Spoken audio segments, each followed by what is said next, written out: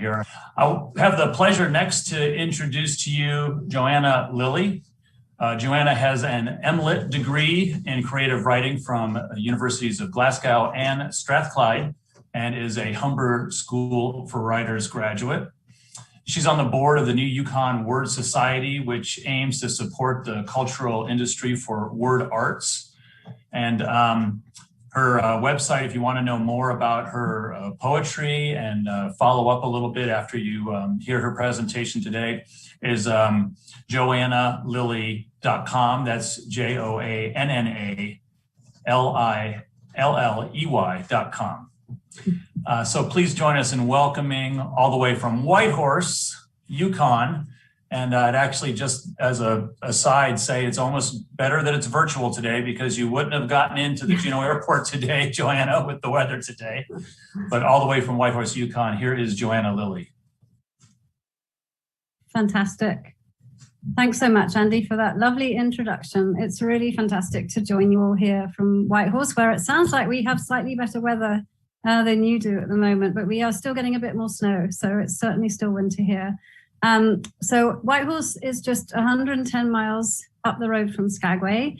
And I have to say that all of us Yukoners, we're really missing being able to come to Alaska. And we hope that we can come back before too long, because that was, we're all really looking forward to that. But meanwhile, it's lovely to be able to connect online. So I've lived in Whitehorse for 15 years this month, emigrated from the UK, as you can probably tell from the accent. And I just want to say I'm really grateful to live here on the traditional territories of the Kwanlin Dun First Nation and the Tahan Kwatchin Council. And it's lovely to be here sharing the arts, which of course is a cultural industry. And so I'm going to read share three poems with you. And I'm going to start, I suppose I've taken, I am a poet, so I've taken a bit of poetic license with the conference theme, and I'm really interested in how we create places and culture in the places that we choose to move to, or the places perhaps we're living, whether it's, we're all very privileged often to be able to choose where to live, at least before the pandemic anyway. So the first poem, it's from my book called If There Were Roads, which is all about place and those sorts of things, and it's called We Are the Creatures. We are the creatures who build new homes of sticks around our old homes so we can live in two places at once. We are the creatures who travel to other countries carefully, carrying the geometry of all our shelters and all our people. We are the creatures who remember each of our dwellings wherever we are, even if we've sloughed off our skins, cracked our shells from our backs, and cut out the brands burnt into us. We keep moving all our lives, never going so far that we cannot return. We remember the first rooms we slept in and the beings who slept close by. We know the bodies of our origins. We mind them always and deeply and still. And in this next poem, I'm going to bring you to Whitehorse. There's a wonderful, I know many of you will be familiar with this area, and there's a wonderful place called Fish Lake, and there's a beautiful ridge just above it where a lot of us love to go hiking. And it seems to have so much potential. I often think it should be a park, a national park or something. But what we have to do, because it's the Kwanlin Dun First Nation settlement land, so anything that happened there would obviously need to be in partnership with them. And there are 14 First Nations in Yukon, and we have some really wonderful government-to-government projects and initiatives underway. It's all very exciting. So the next poem I'm going to read, it's from my first poetry book, which is called The Fleece Era.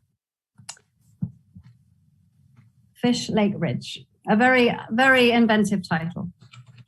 Water is thick where the Yukon River starts surging to the Bering Sea, rising with the blood of ancestors whose descendants watch over them as they stalk each fall, letting the bellied cow moose scratch through willow while they pierce and fell the bull.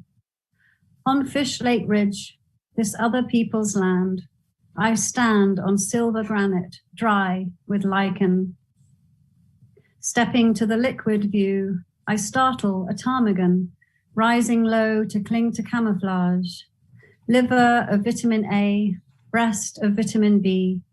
I know what can be done with a gun and guts. No ancestors watch over me. I have no descendants to guard. My native land is a high street of Ford Fiestas parked outside a Tudor-fronted Tesco Metro selling tuna sandwiches.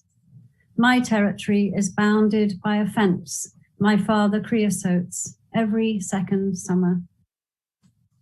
And I think for the last poem, I'm going to take you to Scotland, where I lived for 8 years before I was lucky enough to be able to emigrate to Canada. And I still miss Scotland. I still have a lot of connections there. And I always feel I want to live in several places at once. And this poem, it's inspired by a work trip. I was working for the government of Scotland, and I took a trip to Peterhead, which is in Aberdeenshire up in the northeast. And it's an area, it's a very beautiful sort of dynamic area, but suffering from a lot of poverty. So the government of the time was putting a lot into the economy, into the community to regenerate it. And I decided to stay in a bed and breakfast right on the coast because I love the sea. And this poem is kind of the human story, perhaps, behind small businesses. So this poem is another inventive title. It's called Peterhead, Aberdeenshire. The sheets on the high bed in the bay-windowed room of the grey Harling house are briny damp. Online, it said a sea view, but she hadn't expected the tide to slosh under her bed. In the morning, stretching her toes to sand-grooved floorboards, she leaves the sheets at low tide and goes to breakfast. The pinnied man who checked her in fumbles with a teapot, dripping like wet hair on a beach towel, tea as orange as the marmalade she can't eat. When she asks for jam, I should say that's jelly in American, when she asks for jam, he brings honey. Tears in the corners of his mouth are salted like the butter he didn't ask if she wanted on cold white toast. His wife, he says, would know about jam, but she's gone back to London, and she's the one who's Scottish, who wanted to come home to a prison and a thriving industry of girls. He's grateful for the government business and sorry about the jam. He doesn't know how long an English husband, wifeless, can go on. Is she driving all the way to London? No one should drive that far alone. He'll pay his share of petrol. He lays the reservations book across her plate to show he doesn't need to stay. She stands, hand on the shoulder of a chair, grateful for rules that don't allow passengers in a little red fleet car. Back in her room, she draws brackish curtains to let in the soft silhouette of an Arctic tern. She'll add a column to her claim form for emotional expenditure. She'll leave the bed unmade to remind him to change the sheets for the next person who likes the idea of a sea view. Thank you so much for listening and including poetry in this wonderful conference. Thank you. Thank you, Joanna. That was beautiful, and it reminded me so much of the experience of living here in Juneau as well. And it's really lovely because it was very place-based in many ways, but also so common to the kind of living experience of all of us. So thank you, Joanna. That was really nice. Thank you.